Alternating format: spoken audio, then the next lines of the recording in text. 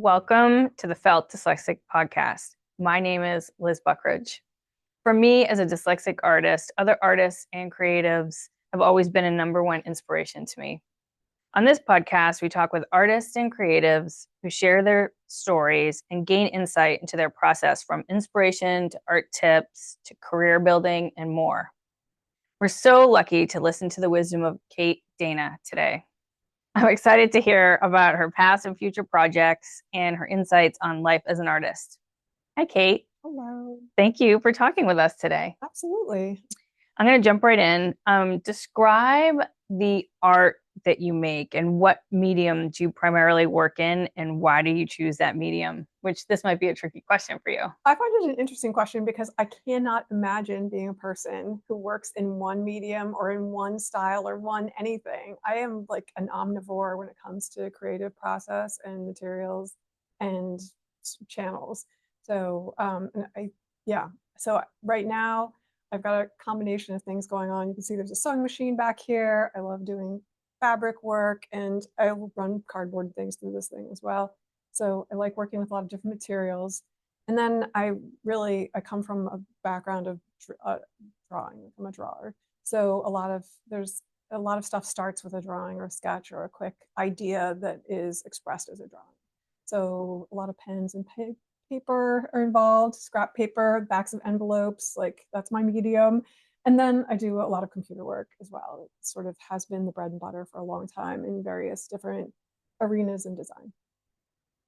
Um, so how did you get into making art? Can you tell us about your background and how you first became interested in art? Yeah, so I have to give a lot of credit to my parents.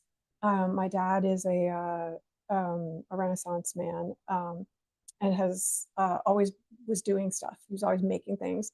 Our bedroom when we were growing up, when I was a kid, my mom would be reading a storybook to us. And my dad would be painting a picture on the wall, often something that we requested. So, a tiger eating spaghetti sitting in one of our like red chairs. And he would draw this thing like full size and then paint it on the wall. And this wall just kept getting covered. But he also, built things for us, like for our Matchbox cars. He built a little garage, and he was always making children's books for us. And so we were always drawing, and he would also do a lot of or painting or making. And he would be out in the landscape doing watercolor paintings. And so we would join him and start painting and started taking art classes. And then I was a compulsive doodler. Like I could not stop drawing on everything. And I got in huge trouble in first grade just because I could not focus on the schoolwork. I just had to make a picture. I was just making pictures right on my desk with pencils, and I would get in so much trouble. And I never stopped being that compulsive drawing person. Yeah. Well, I guess that answers my next question. How did you get into your specific style? Drawing just came from your dad, really. Yeah. Yeah, very much so.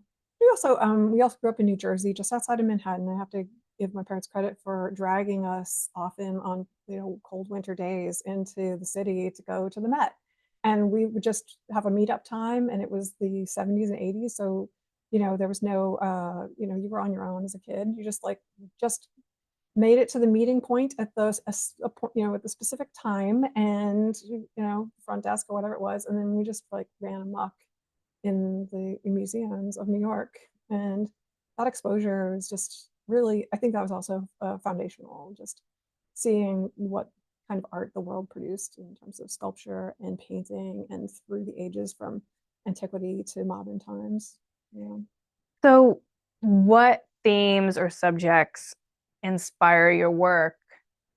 I mean, I'm thinking about your times in the museums. Are there anything Yeah. specifically that you can think of that still inspire you? Oh, absolutely.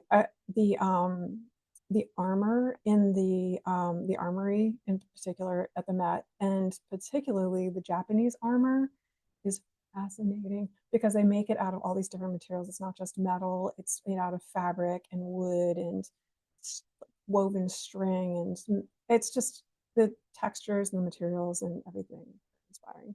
And that stuff stuck with me for a long time. Also, their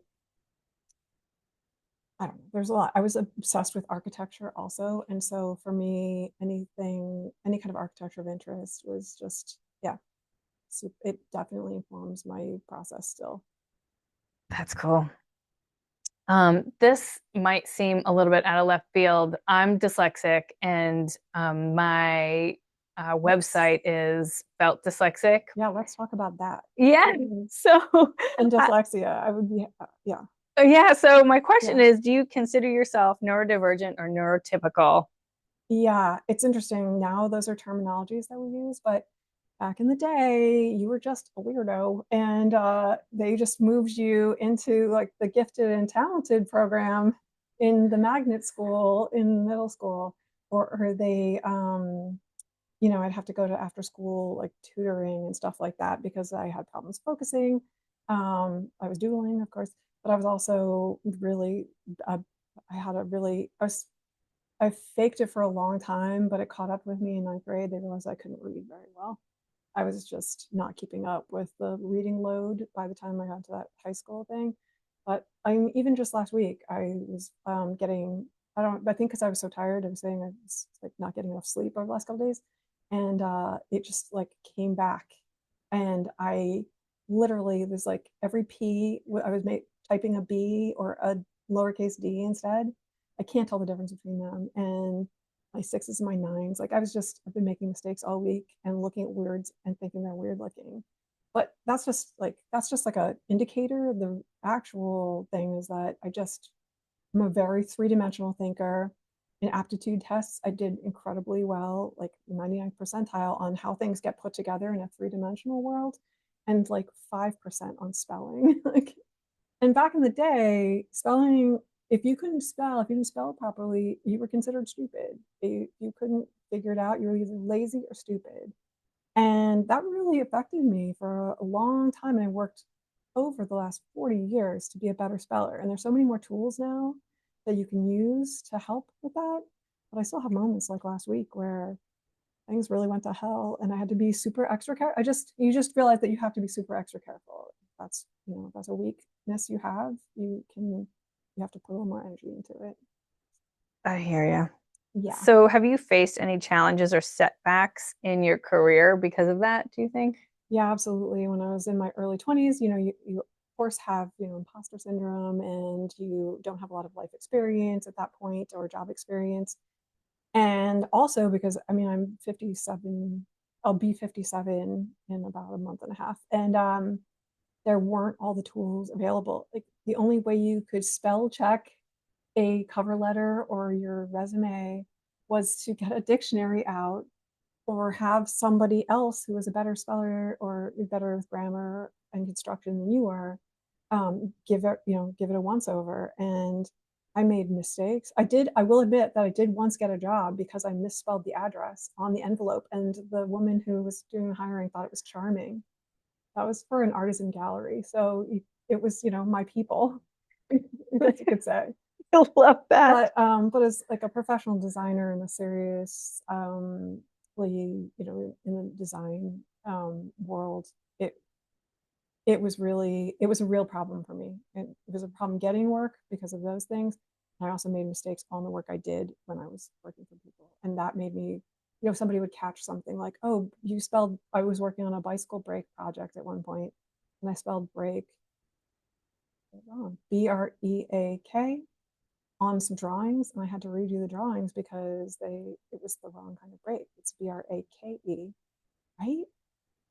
Am I asking the wrong Dyslexic. I have no I get so retention. this is the thing, I'm pretty sure, but I'm not I don't have I I think still you're lack right. No, I do confidence. I think you're still right. lack Me confidence, too. even though I'm Confidence pretty is, sure, but it's still it truly all those years undermine your confidence. Even when you are, pretty sure, you're still you always have to question, like, am I getting it right? I don't know. so how So did you overcome any of that? Do you know? yeah, I worked really hard on it.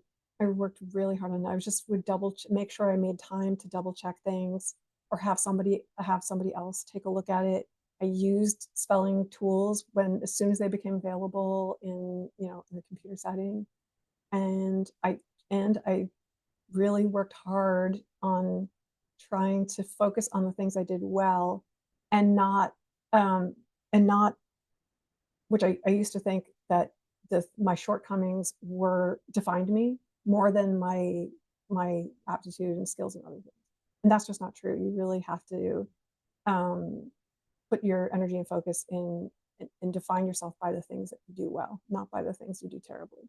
Because you can get help for those things. And that's something that, I was always like, oh, you have to do everything yourself and you have to be able to do everything well to be. And I will say, going back to my dad was one of those annoying people who did everything well. He was a great speller and he was a copywriter by trade, but he also could paint, he could draw, he could build, he could speak 4 languages. Like he still can do all these things, but he set the bar really high on what my expectations of what my skills and what I was able to accomplish and how good I should be at everything.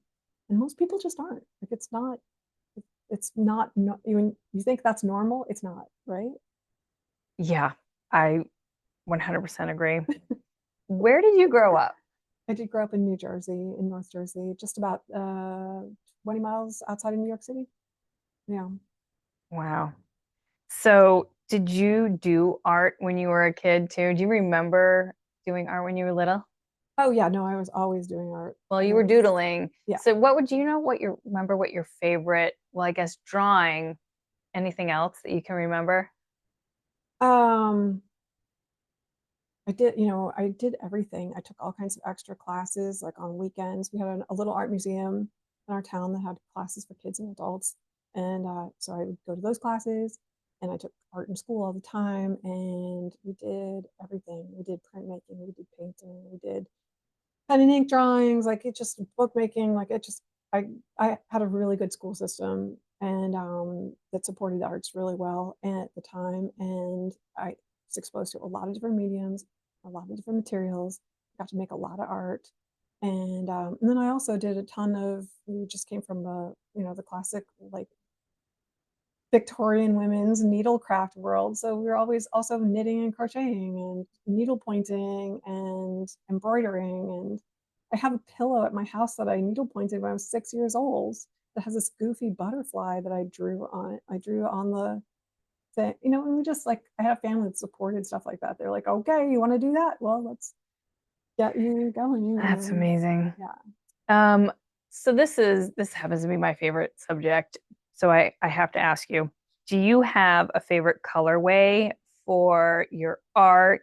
And is that colorway different or the same as the colors that you have in your house? Well, that's an interesting question. And this is going to be a designer's answer combined with an artist's answer. So I've done a lot of illustration work in the past, and it generally doesn't have any color in it. It's usually pencil and just tones of pencil gray with maybe a little bit of wash of color in it. And that's kind of where I go when I have free reign. But I love color, and so I really use a lot of color in a lot of other places. My house, if I had a different house, it would be full of color. But my house is tiny and really cluttered, and so as a result, I worked really hard to neutralize my house because all the stuff in it has a lot of color. So things like the walls are an off-white color or like light gray, really nothing happening there. But then the couch, I made the couch with this cover with like reupholstered it. And it's gray, but then it has like bright orange piping all around it. And we have like bright pillows and the rug has got like candy striped colors. So, what we have in it has got a lot of color. Okay. Well, you talked a little bit about this already, how your school system supported your interest in art growing up. Um, so how do you think that affected you long term? Oh, well, I went to art school and I think, I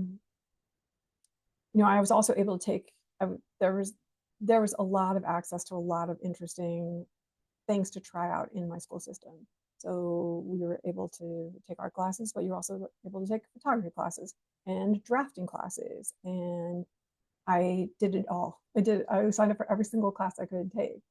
Um, and I was also very good at it. I was one of like people were always like, "Hey, draw me something." I'd be like, "Fine, I can draw anything." And it just seemed like I was tracking toward art school for a long time, and that I just got like, but that got encouraged and pushed along all the way through high school. And yeah, it just it it was I think that if I hadn't had a strong arts program in school, that my family still would have been like, okay, we're going to get you in an art class after school, or we're going to send you to art camp or something like that. And I would have been making art, the second I got home from school.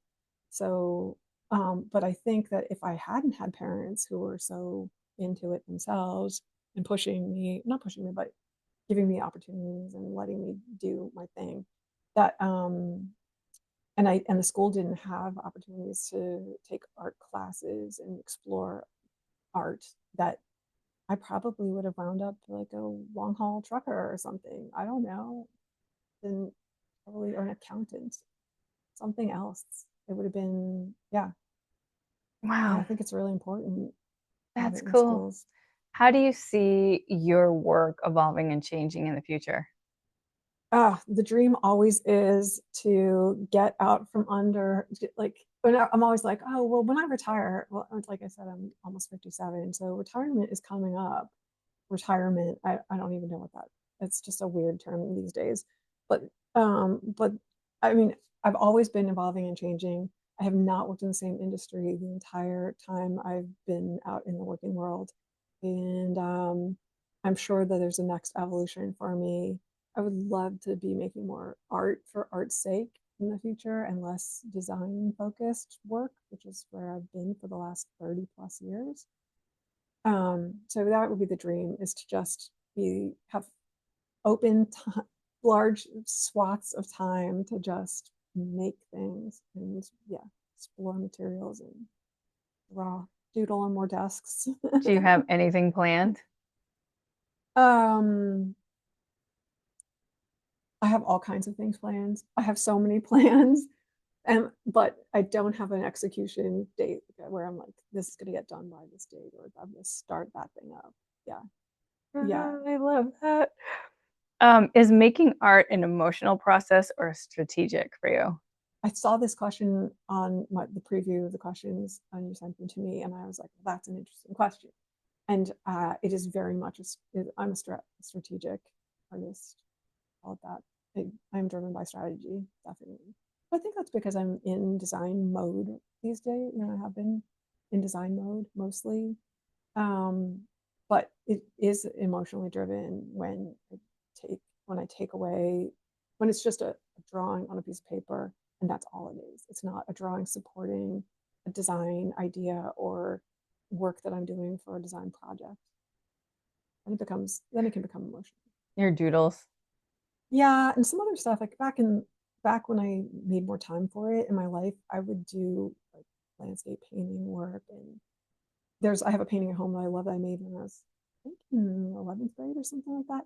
It's this rainy day at on my grandparents' lake, and there's just this little, there's a one fishing boat out on the lake, and there's a guy in a yellow rain jacket, and so the whole picture is all grays, like these very muddied tones. And then there's this little yellow person with a fishing rod out in the lake. And I love this picture. It's like a storm. You can see it kind of like coming over the mountain. It was a real experience I had, but it reminds me of that place. And I remember making it and feeling really, yeah, it was an emotionally driven painting, and it still resonates with me. That's fascinating. I think about your couch. You do love those tonal things with a pop of color. Yeah, yeah, that's a good point. There is a parallel. That's so cool. Um, is there a way that you can take us through a creative process from idea to finished piece? Yeah, we can try. We can try. To finish piece. Love to be able to. I don't have. I have all kinds of parts of things here, and not like the actual three steps. I could show you something that's the beginning of how I start something. Okay. Um, and then I would have to move to the computer, and I don't think we want to do that for the final product. But we could talk about. I wouldn't mind talking about just how some of the sort of touches on some of the work I do right now, and I have done in the past, which is working on computer interface design work. And you think that computer interface, you're like, oh, computers or apps for phones, that it's all just electronics and like buttons that you press. But there's actually a weird amount of artistry that goes into some of the stuff. And for you, just like a sketch that I found recently, or a couple sketches that I found recently. Again, it's like doodles. They're doodles and they're pencil on paper.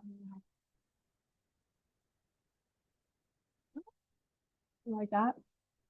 Um, and I have another sheet. I would have to make when you're designing apps or computer interface design work, there are these things called icons in there that are visual symbols, a little bit like emojis, basically.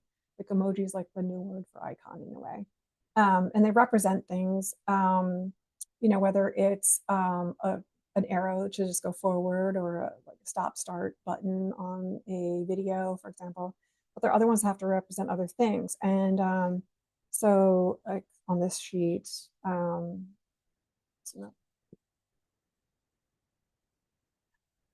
can see there's a house with a sold and a little sold sign here. So I worked on a real estate app at one point, or on like a website or something. And so we had to make a bunch of icons for things. And so, you can see here, there's a little mortgage paper and a house. And so I sketched them out on paper because you can sketch very quickly with a pencil. And then nowadays, I'll take a picture of it with my phone and then pull it up in Illustrator or Photoshop, and I'll actually just start making it from there. But I always start with a sketch on paper for these things, or a series of sketches for ideas for what this icon is going to look like. And lately, I've been working on icons that represent moods and things going on with your body and your sex life and your period flow, because I'm working on this app that has to do with women's health. And so you have to come up with an image that represents like a migraine with an aura, or feeling an upset stomach, or feeling down or depressed or anxious, or I'm trying to think of some of the ones that were really, there were some that I was just thinking, you first get it, get what you need to do. And you're like, oh my God, how am I going to visually represent this thing? So you get the paper out, you get the pencil out, and you like start doing the drawing. And it starts to come together, and then you move it into the computer space to start cleaning it up and tightening it up and make it look like the other ones, or not. So it's a family that all fits together nicely, and then you show it to somebody and say, what do when you see it, what do you think? Because you want to make sure that it communicates what it's doing to everybody. It can't just be you who gets it. Everybody has I think to. that's very cool. Um, is it tricky? Well, I guess you kind of just described this question already, but is it tricky to combine the art that you make and the art that you want to sell? Yeah, so it's a funny question for me, because technically the art that I make is the art that I sell. Because it is design work, and that's what I do. So for me, I'm going to say no, it's not tricky at all. It's the water I swim in and have since I graduated from college, for for a long time, and in all different kinds of avenues and different ways. Yeah. I love that. How do people find your art to purchase? And in this respect, I guess it would just be on the app. I don't know. Yeah, you can download the Emmy app. You can get it for 90 days free. EMME. It's a period tracking, whole body health tracking app that also helps you remember to take your birth control pill on time every day. And that's my baby at the moment that I'm working on.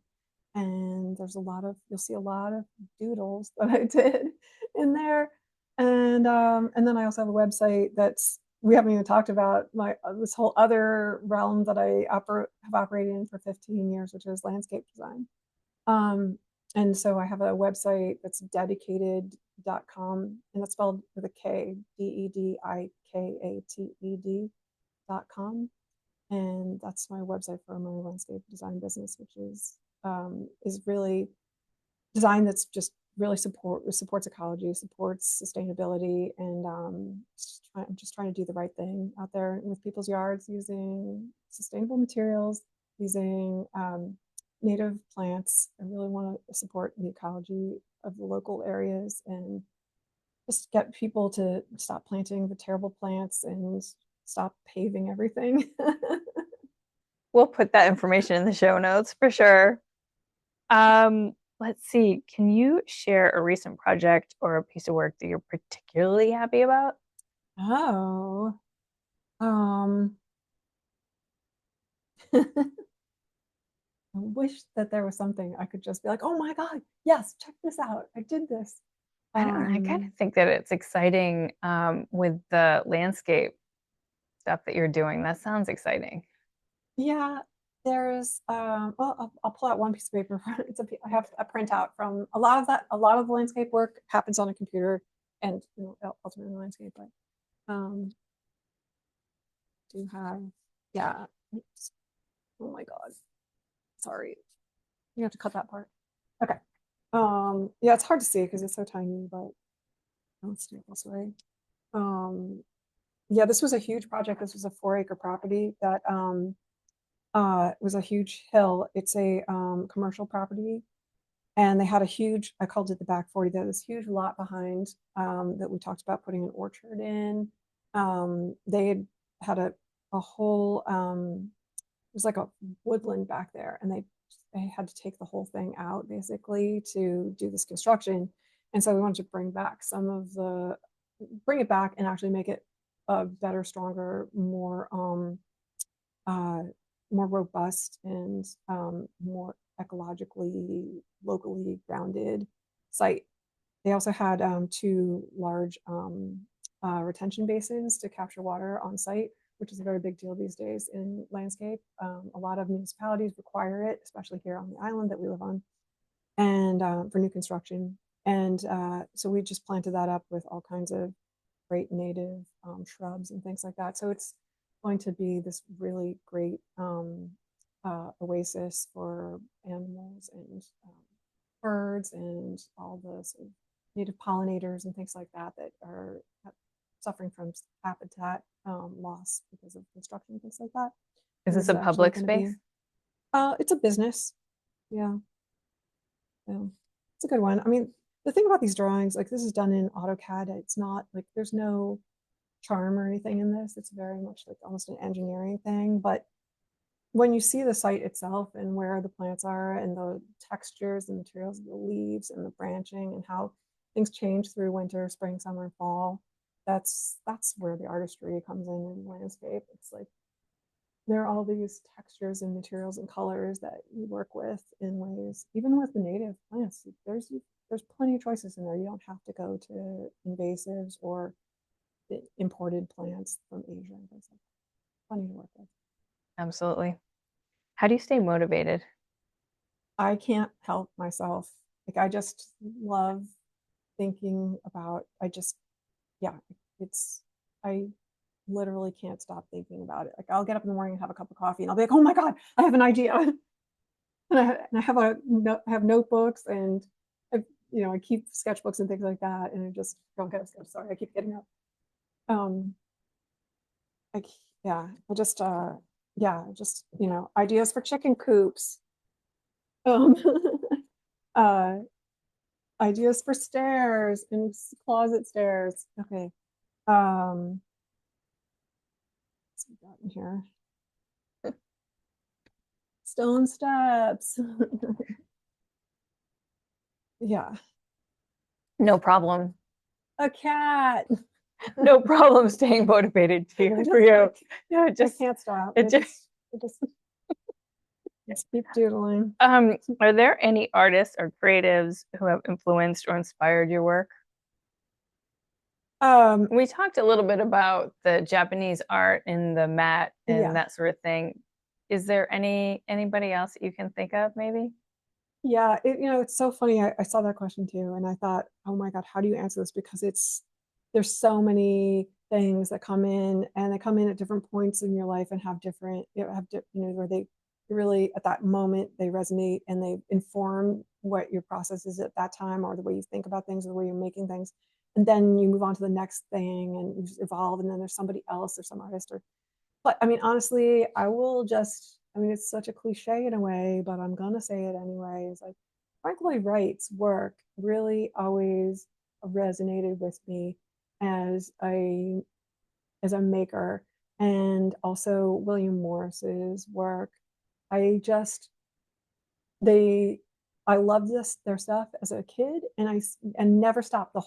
There's like, when you want to just talk about like continuity, the I love that their work as much as I ever did now, as I did in the past. It just I always can go back to it, and I don't know. I'll see a William Morris pattern. It'll, online, you're like images coming like this, and I'll see some wallpaper or something behind somebody, and I'll be like, oh my God, I love that. And I'm like, oh, of course, it's William Morris. Like, duh. Yeah, you just gravitate to it. Yeah. Okay.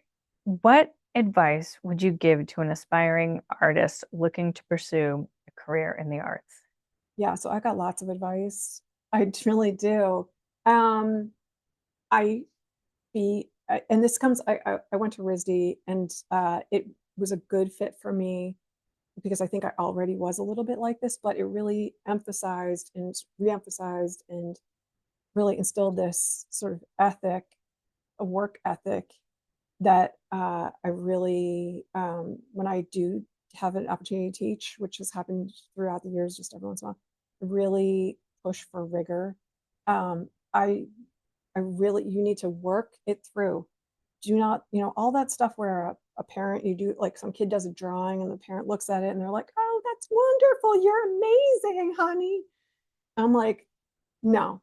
You say, wow, you did a good job on that. That looks great. Why, are you happy with it? What do you think? Do you think, is there something more that you can do with it? Is it like, I just feel like work is almost never finished. There's always opportunities for learning and refinement.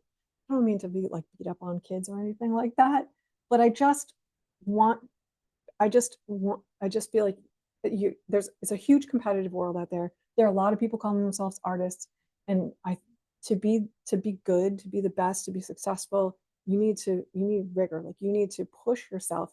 Do not fall in love with your work. Be willing to tear it up and start over if it's not going well. Like, do not get caught up. The number of artists I've seen along the way who get caught up in their own ego and think can I use profanity? Yes. Their shit smells amazing. And they don't learn, and then you see their work 10 years later and it's exactly the same because they haven't learned or worked toward any new thing. You can stay mediocre for a really long time by just not looking at your own work with a critical eye. And I don't mean to beat yourself up either, but just keep pushing, like keep exploring, like try something, but then try it a different way. Like, it just there isn't one, if you're doing a drawing and you have a compositional kind of arrangement, try it from a completely different perspective and see how it feels. See if you go back to the first one. See if it's like, try it 3 times, try it 5 times, do it 10 times before you start embarking in the final piece that you're constructing. Like, rigor. That's my message to the young people. Work hard and just, yeah, and stick with it. Like, you gotta be a little compulsive about it, and you gotta, like, you can't be part-time about it. You gotta do it all the time. Yeah. I agree. So, what is your favorite book, movie, song, or podcast? Yeah. So, um, my favorite, I have two books that I also are a little bit like my William Morris and Frank Lloyd Wright. One is Where the Wild Things Are by Maurice Sendak. I will happily sit down and look at that picture book. I've read that picture book any day, anytime. And it was, and when I was a kid, there was so much magical thinking in it. I remember asking my mom one time when she was reading it to me when I was in, bedtime. And I had this room that had this wallpaper that had like leaves and flowers, like it was like a jungle. And I was like, if I think really hard, can my room turn into a jungle? And my mom was like, if you think hard enough, it just might. And I would lie in bed and be like, thinking really hard, like, can I do this? And I swear I saw like leaves move one day on the wall in my jungle. That book was that in that it spurred that much like, creative, like, magical, wondrous thinking. And it was a little scary also. And still it's like the perfect picture book. There are many great picture books. That one is literally like perfect. Yeah. And then the other book that I really love is this book called Last Places, sorry, by a guy named Lawrence Millman. And it's just funny and adventurous and lots of short stories glued together. Um, it's really, there's nothing artistic about it, really. It's just a great read about traveling through um, the North Sea and I'm not the North Sea, the like the Outer Hebrides and the islands off of Scotland, all the way up through and around to Iceland, and just these wild adventures, and then also just the does a great job of describing the landscape and the ruggedness of it. I don't know, good book, yeah. And then movies, of course. Nacho Libre is like one of my favorite movies just because I love the slapstick humor in it that harkens back to um, just that old time kind of Laurel and Hardy kind of goofy humor. But it's all set in this like this beautiful landscape. The colors are like it's weird. It's this combination of hilarious and beautiful. Yeah, love that movie. I love that so much. How about music? Music is tough because I really love a lot of different kinds of music, and there's no one particular song that I could say is like the song. Yeah. That's fine. Is there a book that you recommend over and over again that's different than those books?